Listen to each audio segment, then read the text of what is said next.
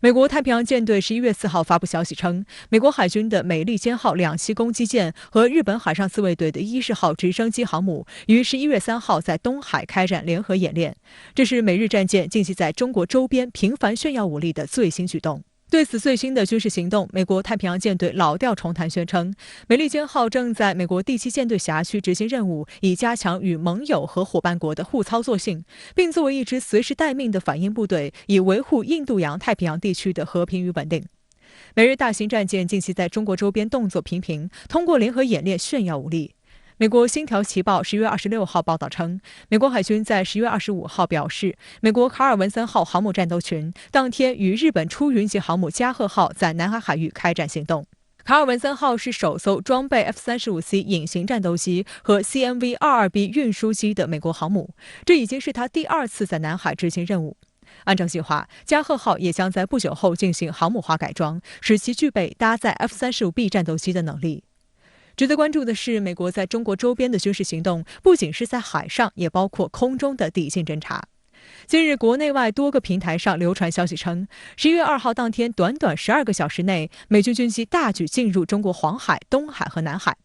法国空军出动侦察机在东海进行大范围侦讯活动，美国出动了 WC-135W 核侦察机和 18C 侦察机，法国出动了猎鹰 20G 侦察机。在传播过程中，此类消息被进一步整合，并配以所谓倾巢出动、大举、大规模等词汇，似乎意在表明这是一次具有明确针对性的实战侦讯和强大的军事威慑行动，透露出一种异常紧张的气氛。事实上，近年来美军加强了在中国家门口的侦察行动，这早已不是秘密。据南海战略态势感知智库统计，仅10月这1个月内，美军就累计出动了54架次侦察机，在南海对中国进行抵近侦察。外界注意到，此次美军出动较为罕见的 WC-135W 核侦察机。南华早报曾在11月2号撰文称，美军的此次军事行动可能与前段时间美国康涅狄格号核潜艇在南海海域遇到撞击事故有关。出动 WC-135W 是为了搜集大气样品，以检测和识别可能遗留的放射性碎片。据美国军事网站介绍， WC-135W 核侦察机配备了先进的核物质探测设备，能够收集大气中的放射性微粒，用于识别和鉴定他国进行核武器试验的证据，也可以用于跟踪核泄漏，因此也被称为核试验侦察机。近年来，这一机型被多次派往朝鲜、中东地区，监视朝鲜和伊朗的核活动。核潜艇如果受到撞击损伤的话，可能会有一部分高辐射度的这种循环水被排到了海里，而这些水可能呢，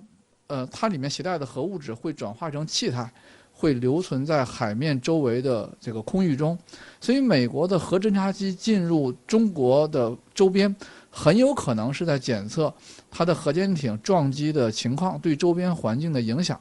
因为这种问题一旦被坐实的话，很有可能美国的核潜艇就会引发全球范围的反对浪潮。其他型号的侦察机也各有用途，例如此次出现在南海和东海海域的 EP-31是 P-3C 反潜巡逻机平台基础上改装而来的电子侦察机，而 18C 则是一种集机在地面监视、战斗管理、指挥及控制功能于一身的飞机，可以跟踪地面车辆及部分飞机，截取地方战区内的详细情况，向地面和空中的指挥人员传递高清战术图像。在实操中，美军经常将不同机型的军机搭配使用，以丰富情报库。例如 ，ADS-B 信号数据显示，在10月31号，美军出动了一架 WC-135W 核侦察机、一架 18C 侦察机、2架 P-8A 反潜巡逻机和一架 EP-31电子侦察机在南海活动。因此，此次事件符合美国惯常的操作，并没有像部分媒体形容的那样释放了不寻常的强烈信号。至于报道中提到的法国侦察机猎鹰 20G 侦察机，根据法国外交部网站2019年6月的一则国防与安全声明可以看出，其在太平洋海域通常的作业任务是监视往来的民船是否违反了联合国对朝鲜的禁运制裁。另外，从其航线轨迹可以判断，该机型并没有像美国侦察机那样对中国抵近侦察。综合分析认为，美法两国在11月2号派遣军机在中国周边活动的消息属实，但总体并未如网传信息那样倾巢出动。较之过往的相关行动，并没有明显异常之处。但不可否认的是，过去20年间，美国对华航空侦察频率有增无减，各种侦察机几乎每天轮番上阵，离我领空越来越近，风险不断增加。中国国防部发言人吴谦大校早在去年8月就针对美军频繁在中国周边地区活动和军机在沿海地区的高频接近侦察表示，美国最近加大了对中国的挑衅压力，我们对此的态度是明确的：第一，我们反对；第二，我们不怕。这种行为无视双方前线官兵的生命安全，无视两国人民的根本利益，无视世界人民的和平愿望。中国军队将坚定维护国家主权、安全和发展利益，坚定维护世界和地区和平稳定。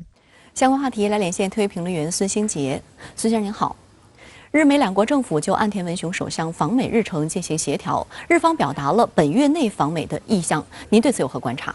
岸田文雄赢得大选之后，第一时间访美，也是要确认日美特殊关系。除了通过首脑会晤就某些议程进行对标之外，还要保持和延续日美首脑之间的特殊关系。对于岸田来说，访美的日程安排也是其地位和面子的重要组成部分。前首相菅义伟在拜登入主白宫之后，成为第一位正式到访白宫的外国领导人。在卸任之际，菅义伟又去了一趟华盛顿，算是与拜登话别。岸田文雄曾经担任安倍政府的外交大臣，对于外交，尤其是首脑外交的套路，当然是了如指掌。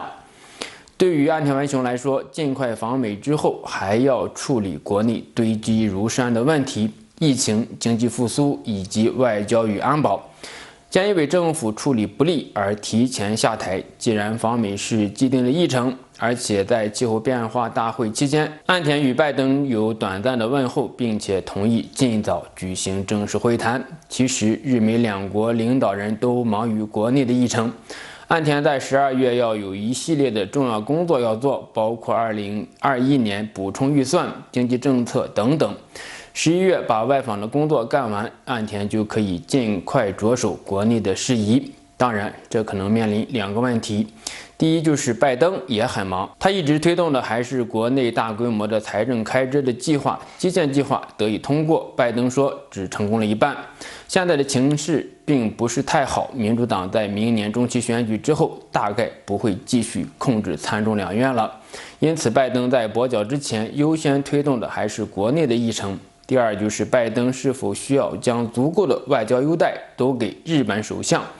拜登优先会见了菅义伟，除了修复日美关系之外，还要凸显对印太战略的高度重视。现在印太战略已经推进到了一定的程度，尤其是英美澳3方安全合作框架已经形成，而日本并不在美国印太战略的最核心圈。从日美关系本身来看，岸田访美也需要向美方说明日本的立场和利益。相比于菅义伟，岸田的党内基础以及民意的基础都比较牢固，有更强的议价能力，不太可能像菅义伟那样尾随美国而漂流。在中美之间，日本需要一个舒适的地位，而不是完全尾随美国。在安全和战略上，美国是日本难以摆脱的阴影。但是在经济、贸易以及多边贸易体系上，日本有比较大的回旋空间。据媒体报道说，法国和美国侦察机在中国周边海域进行侦察。对于周边的态势，你有什么样的观察呢？美国和法国侦察机的行动受到了媒体的关注，尤其是每个多个型号的侦察机在中国周边的海区活动。美国的 WC-135W 侦察机也出动了。其原因可能是与近期美国核潜艇在南海的事故有关系，侦察是否出现了核泄漏。当然，这一型号侦察机在南海活动，也让人们对于美国核潜艇的事故更加担心了。至于法国的侦察机，其目标可能是为了监控相关的船只是否违反了联合国涉潮制裁决议，所以其飞行轨迹并不靠近中国周边海域。对于周边安全态势，我们可以看到，美国推动的印太战略越来越具有军事色彩。除了美国和相关国家的军事合作之外呢，英国、法国等欧洲国家也非常罕见地参与其中。这与欧盟以及欧洲一些国家出台所谓的印太战略报告不无关系。尤其是法国自认为自己是印太国家，在印度洋有领土、人口和军队。在澳大利亚潜艇事件之后，美国默认了法国在印太的角色，可以预见欧盟国家对印太地区的参与也会越来越多。但这未必就是针对中国，或者说与美国站在同一个阵营。其主要目标还是要彰显欧盟的战略自主的能力。当然，美国的战略调整会将资源和军力投入到印太，必然会增大对我国周边的挑衅的压力，破坏我国周边安全形势。好的，也谢谢孙先生跟我们共同在线分享您的观点，谢谢。